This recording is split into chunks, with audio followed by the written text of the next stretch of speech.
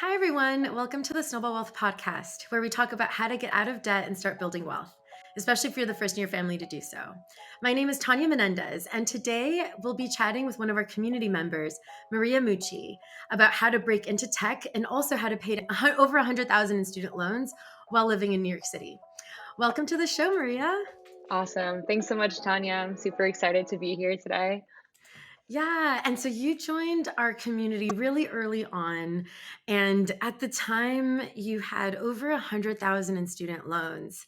It's been so amazing to see your progression and just all of the big changes that you've been making in your finances over time.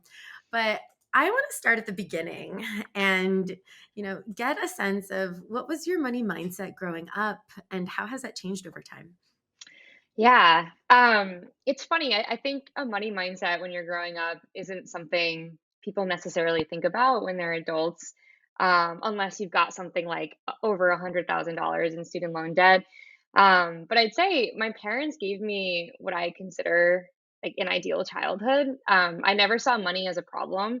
It was kind of this black box theory that I had where we would go out to dinner and these nice vacations and those things would just appear. I never really thought about, oh, well, what are the means by which we're able to do these things? And so growing up, I never really thought about it. And it was kind of a culture shock when I became an adult and really went off to college and then graduated with debt that I started to really understand, okay, I need income to pay off this debt that's not going away.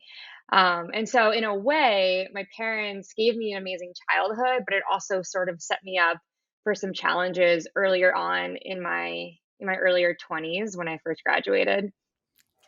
And I love that perspective too, because, we come from all walks of life, but sometimes, like, no matter what walk of life you come from, like, you still, there's more to learn. There's more Mhm. to kind of, like, get a sense of like how other people start to manage their money and start investing.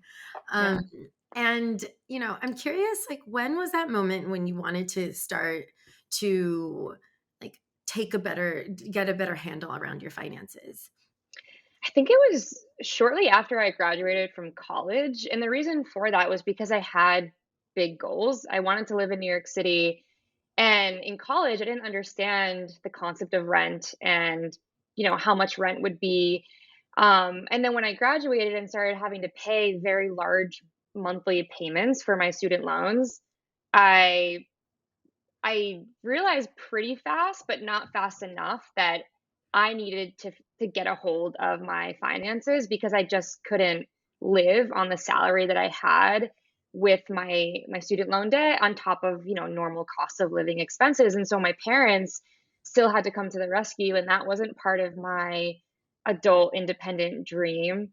And so I was really motivated to figure out how to break free from them and it was always the genesis of that was always my student loans. That was my biggest bill. But it was scary and it took a few years for me to really get that control and do something about it. Yeah, yeah. I remember in one of our past interviews, you mentioned that your student loans were over $2,000 per month, Yeah, which is an enormous amount of money, especially just graduating. Like, it's, I don't even know, what would have happened if you didn't have your parents helping you, right? Like, that's right. just like on top of rent, on top of paying everything. Like, how do people afford this, right? And so, Mhm. can you share a little bit about that experience and just like the shock of also just the bill that came in? Yeah, it was terrifying. As you mentioned, it was over 2,000 a month, and at the time, my first job, I was making, I don't know, $45,000, which I thought was great out of college. I was so excited. And that's a gross amount. So when after taxes, I could see that, my paychecks were barely covering just the student loan. And that was paralyzing. I felt Yeah. debilitated in terms of how do I get out of this? Because I just couldn't believe that all of my money was just going to my student loans, but I had like a whole life to live and food to buy. And that was really scary. And I'm so grateful that I had my parents because I think I probably would have had to live at home for a bit and sort of delayed this big dream that I had to be in the city. And the fear paralyzed me for a couple years. I didn't graduate and immediately say, "Okay, I'm gonna fix this." It took some time to really process and understand that this wasn't gonna be sustainable. Yeah, and that's such a common experience where, you graduate, you're just focused on getting to the next step and like getting your full-time job. And then once you're in your job, you're just trying to get your bearings, right? And Yeah, succeed in your role. And so it's totally understandable to not have like um, you know, to not, expect someone to start investing right away and to start right. purchasing a home right away because that's Mhm, just impossible sometimes given circumstances. And can you share a little bit about like I know that you broke into tech. I mhm. definitely want to dig into that story. Um, can you share a little bit about your career journey and like where you started out? Where did you think, you were going to take your career? Yeah, I love talking about this because it's a bit unorthodox, and I think these types of stories have inspired me, and I hope to inspire anyone listening today. But I was pursuing medicine for basically my entire life. I went to college as a biomedical science major, graduated, and was pursuing medicine immediately after graduating. And it wasn't until I started working with real life doctors and real life surgeons in my first job out of college that I realized medicine might not be for me, primarily from a lifestyle standpoint. I got very real with myself and wasn't sure if I'd be able to handle the stress and the responsibility of life and death. But I didn't want to lose the passion that I had to improve the lives of the people around me. And so I got thinking about what else can I do that doesn't involve life and death, but will allow me to impact the lives of the people around me. And this was when I learned about the concept of a startup. I had no idea what startup businesses were, so I started to research them.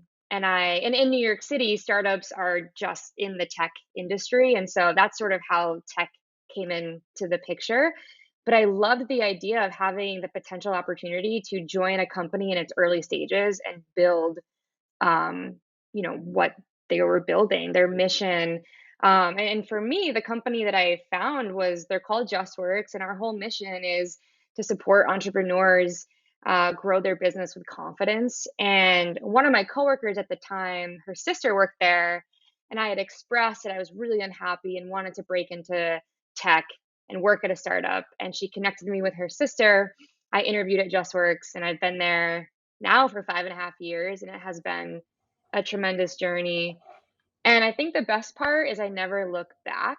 I think with big decisions like that, there's a risk of, well, what if I regret this or what if it's the wrong decision? And I can say with confidence that I made the right decision, and I probably would have made a great doctor, but I'm so much happier in my role now. And I do feel like I'm making a difference for the entrepreneurs that we support. And so it's been a journey, and I look forward to where else it can go because honestly, this sounds so cliche, but the sky really does feel like the limit sometimes when you're part of a company that's just growing exponentially. Mm. And I also love hearing stories of people that come from different backgrounds. And, sometimes people have a misconception that you have to be an engineer or Hmm. technical to work in tech. But I think that there's a lot of roles that are available that are outside of technical roles like yours, right? So can you share a Hmm. little bit about what you do day to day and, how people that are interested in breaking into tech and maybe have a nonprofit background or maybe have like another non-traditional background can begin looking at different career paths? Absolutely. So my role right now, I'm a senior project manager on a product engineering team, and our focus is payments and tax. And so I work closely with product managers, software engineers, and I'd say day to day, I'm really responsible for coordinating pretty large, like business critical initiatives between the department that I'm in and across the company. I think it's pretty amazing to be in a role where I'm sort of orchestrating the delivery of these amazing products that so many talented people are working on. And the best part is if you told me I would be doing this in 7 years when I graduated from college at that time, I would have said absolutely no way. I don't know anything about tech. I don't know anything about payroll. And which sort of leads into your second question and is what I have come to love about tech, and I encourage anyone who wants to break into it to go for it. I was hired with nothing but the intangible skills that they were looking for. My values aligned with the values of the company, and that showed during my interview. And they believed that, okay, this person has the right mindset, they want what we want, the rest of it will be on the job learning. And to your point, Tanya, you don't have to be an engineer, you don't have to be, a technical person. I work in a technical role now, and I didn't know anything about that going into it. And so I think the beauty of tech is we're the not just works, but so many companies are looking for those intangibles. Are you a good person? Are you a hard worker? Do you care about what we're doing here? And a lot of the time, the rest you kind of just learn on the job. And so I guess to take a step back, how you get there is you have to be honest with yourself about what matters the most to you. Because I could have gone into so many different fields, but the reason the startup tech world was of interest to me was because my passions aligned. I knew I could make a difference. And so I think being true to yourself and figuring out what that thing is will help anyone really break into tech or wherever it is that they want to be. I love it. And just to get a little bit more specific for those listening, and because sometimes I get some of these questions with some of our premium members too that are thinking about some career changes. Like, what are some roles that people can search for if they are trying to break in and maybe have a non-technical background? That's a great question, and definitely something I wish I had known back in the day. I would say there's two that come to mind, depending on, I guess, your strong suits, but one is an account manager, and that is on the customer success team. And basically, you manage a book of business. So you work with customers and you manage a relationship they have between our product and their business. And so that's a really good way to get to know the product and to build on those relationship uh, skills that you'll need if you eventually move internally. And then the other one I would say is a sales development associate. And so I'd say that's for people who are more into selling and have that ability to be really convincing and good at selling a product. But those to me are two entry level roles. And when I say entry level, I don't mean, you're coming from college. I mean, if you have no background, it's a really good way to get your feet wet and learn the product fast. Because when I look back, the reason I've been able to move internally is because I mastered the product. I understand our business, and I did that because I started on the customer success team. And so I think those account management roles are really a good place to start, in addition to those SDA roles on the sales team, for sure. I love it. I love it. Thank you. Thank you for sharing. And I agree. Yeah. I think that customer success and like starting out by having those intangibles and finding the right fit in terms of company can be a great Hmm. place to break into tech. So thank you so much for Absolutely. sharing. And so I want to get back to the financial side of things. So, paint the picture for me. You graduated, you now have a job in tech, and you're now trying to get make more progress on your finances, kind of get out of this cycle of like paying such a high payment towards your loans. Hmm. Can you share a little bit about how you were able to improve your financial situation and some of the ways that you were able to do that? Yeah. So once I got a job in tech, I started to make more money than I had been making before. And that, I mean, they say money is a motivator for many different people and for many different reasons. And once I started making more money and I started to understand the freedoms that came with that, I was pretty much fed up with feeling incarcerated by my student loans. And so, my key to success in that was like confiding in my network at the time that I was struggling financially, which can be an embarrassing or shameful thing, and it shouldn't be. And anyone who's listening, I implore you to not feel embarrassed or full of shame if you have this debt, because that's how I found Snowball. And Snowball is really what changed my life because I was able to refinance. I was equipped with the knowledge that I had been missing for so long. And one of my coworkers at the time, who I had confided in, one day she slacked me and she said, "Hey, you should check out this company called Snowball Wealth. I know you have a lot of debt. You've been struggling. I don't really know much about them, but check them out. And I jumped on that so fast.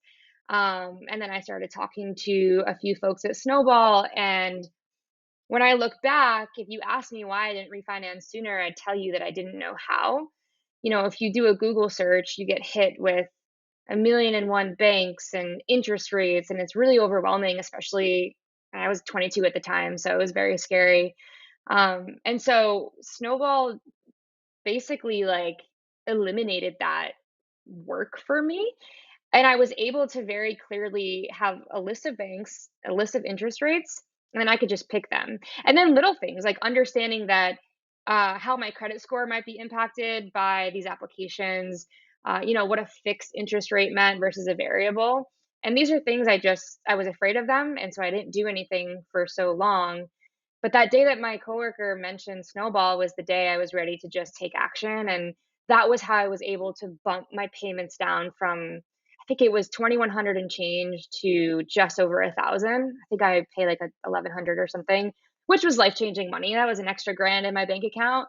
And so that, I mean, I'm forever grateful because not only do I have more money in my bank account, but I have the knowledge. And so I've been able to support others who are in a similar situation and equip them with that knowledge that I didn't have.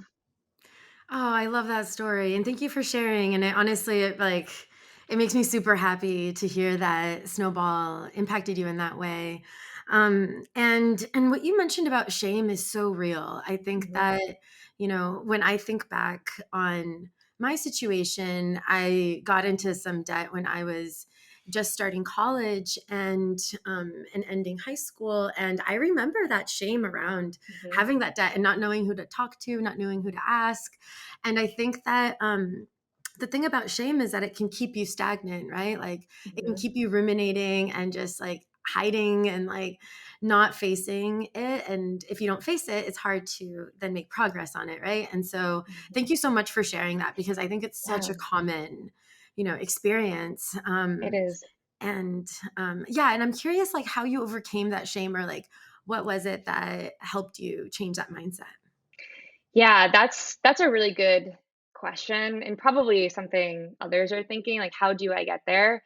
Um, I think in life, when I've had to make really big decisions, I usually get to a point where I just can't function as a person. And what I mean by that really is my mental health is just not being prioritized. And it's not being prioritized because I'm afraid of jumping careers or taking that step and refinancing my loans and whatever risks come with that. I just wasn't ready for. And I think I kind of found comfort in a way in the shame and sort of just sat in that for a long time. And then Mm. once I started making more money and I was seeing the fruits of my labor, really, I was working really hard and I wanted this life for myself.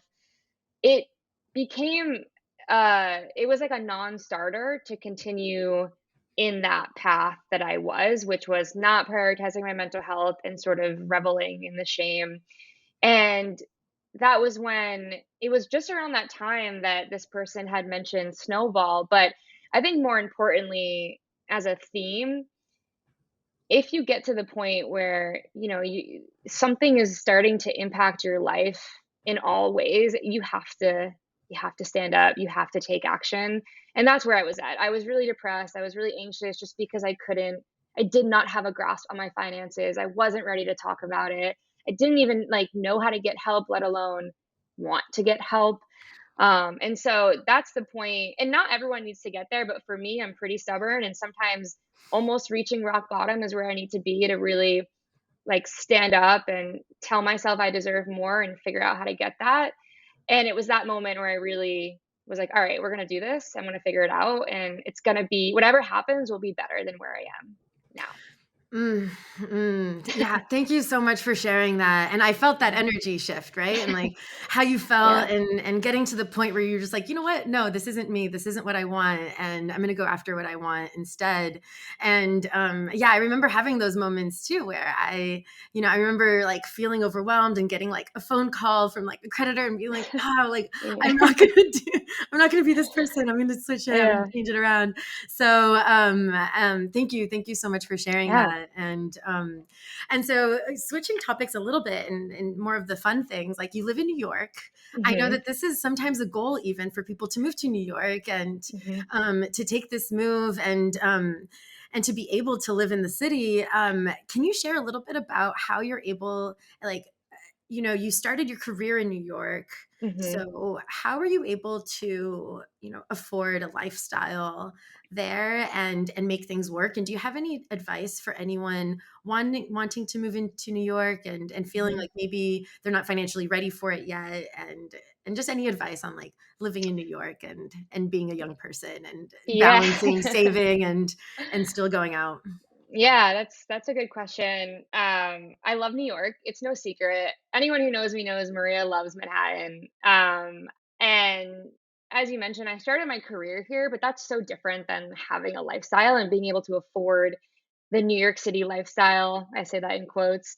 And so it was a motivator for me. Once I realized the opportunity for fun here, I very quickly became uh, a bit crazy, if you will, for lack of a better word, about my finances. And the first step was refinancing my student loans because that happened after I was already in the city and I really couldn't do much. Um, and so I started to, like, one of the first things I cut out, for example, was I cut out the gym because I could find other ways to work out. I stopped paying for cable. I started to really take a look at what I was paying for and where my money was going and realizing that a lot of it I didn't need. Um, but to that end, I will say, and something I kind of wish I knew in hindsight, it takes time. Where I am today in the city is I couldn't have been there, 5, 6 years ago. It takes time to build wealth. You have to figure out how much you want to save. You have to figure out what your expenses are, those that are both negotiable, like a cable bill you can cancel, versus non negotiable, like student loans. And so it takes time. And so I'd say anyone, looking to move into New York, your finances are really important and you have to be real with yourself about where your money is going. And you might have to have roommates for a couple of years, but that's okay because the end result could be your dream apartment. It could be, living in the neighborhood that you want to live in. And so I think a huge part of it is being honest with yourself and what you're willing to sacrifice. For example, having roommates and maybe not living in the best or your favorite part of town in order to really build the wealth that you need to support yourself, because it's no lie, it's expensive here. And I still, as established as I am in the city, there are still moments where I just won't go out because it's too expensive, and I'm maybe a little too money cognizant in that way. But sometimes, as an example, when I go see Broadway, because I live pretty close to most of the shows, I just eat dinner at home. Whereas 5 years ago, I would have needed to go out, have all the cocktails, and the next thing you know, my Broadway night is a $300 expense. And so now I'm very content cooking in my apartment and then heading out to the show, and that's it. And so I think it takes time to find that balance, but it's definitely not impossible. And I would say the biggest tool to anyone's advantage is honesty. You have to be honest with yourself. You have to look at your finances and see where they're going to see if you can afford it. But if I can do it, I know anyone can do it. I swear. Like, I never thought I'd be here, but here I am. And a lot of that was just being real with myself and leaning on my support system. I love that. I love that. And I think like the point of roommates is so real. I had roommates when I was living in New Hmm. York and it was a huge relief not to have to pay and have like a one Yeah. bedroom or even a studio can sometimes be too expensive. Yeah. If you want to live in the city proper, like you could probably find Hmm. something if you go far, but it may not be worth it, right? And so Right. I love those tips. So I'm curious to hear any like things that shocked you or like things that you've learned in this journey that you'd want to share with others listening to maybe save them from having to repeat some of the mistakes, or Mhm. maybe you learned something that you took advantage of that you loved, and especially if especially with the startup, what it meant to get stock options, that Mhm. sometimes isn't talked about much, but would Mhm. love to expose those listening to some of that advice too. Yeah. So my first my first piece of advice, it's kind of an intangible, but it's really important. And this is actually Snowball kind of helped me with this, but also just being an adult. Money is a mindset. It's not a it's not a yes, it's a paper bill, but it's more than that. And I've been in a leadership executive education program, and I learned a very similar thing, that leadership is a set of behaviors, it's not a role. And I think about that a lot with money. Like it's how you think about it. It's how you value, how much work am I doing for this transaction that then results in money? That's one way to look at it. But then Tanya, you mentioned maybe you take a job at a startup and you take a pay cut, but you get 20,000 stocks, and now you've got a potential huge investment in a company that could pay out later so you could retire at 35. And so my point is that money means something different to everyone, and it's a mindset. I think it's so easy to fall into this trap of the more money I make, the better things will be. And that's quite the contrary. And it's something I've learned as I've continued to grow my career. And with every promotion and raise, it's so exciting. You get hit with more money. But, and this is kind of like a myth that I've always had about money, which was I always thought more money meant my problems would go away. And it's not the case at all. Actually, the problems become more real because lifestyle inflation is a real thing. And so, if your mindset about money is poor, if it's not in check, then the more money you make, the more you're likely to spend and inflate your lifestyle. And what I mean by lifestyle inflation really is like, you start going out more, you buy the designer bag, or you upgrade your apartment, and now your raise or your promotion, you're basically are at where you were previously. And so I think I wish I had thought about money as a mindset, or like I wish I knew to think about it as a mindset and not just this thing that provides me the ability to buy food and live this life. It's so much more than that. And so I encourage everyone to get real with how you think about money. And I'll be the first to admit, I have not had the healthiest relationship with money. I've been afraid of it. I haven't wanted to look at my budget, as Tanya we've talked about before. It freaks me out, but I can admit that, and I can take baby steps to getting better at my relationship with money. But it is a mindset. And so I encourage everyone to remember that and see money just as any other relationship. You want to get to know it. You want to make sure it's a good force in your life. And I know there are some things that are out of our control. But at a baseline, I think that's a really good place to start. Yeah, I agree. And I always think back at this like phrase where, you can make $1 million, but if you spend $1,001, you're broke. And so it's Yep. really not the amount of money you spend, right? Right. And you can still have this month to month cycle, even if you're making 500,000 a year. And Right. I don't know if you've seen that article of people that make over like about 30% of people that make over 250,000 a year are still living month to month. And so that was Wow. shocking to Hmm. me. And I know that there was a few articles talking about it, but that's real. And if you're not Hmm. able to then, say that you do lose your job, you're then put in a difficult position if you have all these expenses and you don't have a savings. Hmm. It absolutely is the mindset. It's not necessarily how much you make, although that can help, as you mentioned too. Hmm. As you start making more money, you see more opportunities. So, Hmm. thank you so much for sharing that, and especially Yeah. seeing like money as a tool, right? Mhm, And not something that, you can work with, so not something mhm, that you're opposed to, I Right, think is exactly. another shift that I gathered that you have been working on. Mhm. And so getting a little bit more into like stock options, like what how tell me a little bit about how you thought through that, like maybe what you've learned as Yeah. you started at that company when it was only 100 people and now there's 1,000. So, Mhm. would love to hear your experience in growing with that company. Yeah, I love talking about this because I think when you hear the word stock, it probably elicits the same reaction in most people, which is like, I have no idea what they are. They're scary. I could get rich, but also I could lose everything kind of thought process. And I certainly had that. And when I started at JustWorks, I wasn't making, a dream salary, but they gave me stocks. And that was the first time I ever had a stock. I didn't even understand the concept of a stock. And I it took me a couple years to really see that the company giving me stock options was an investment of them into me, even if, the stocks don't pay my bill.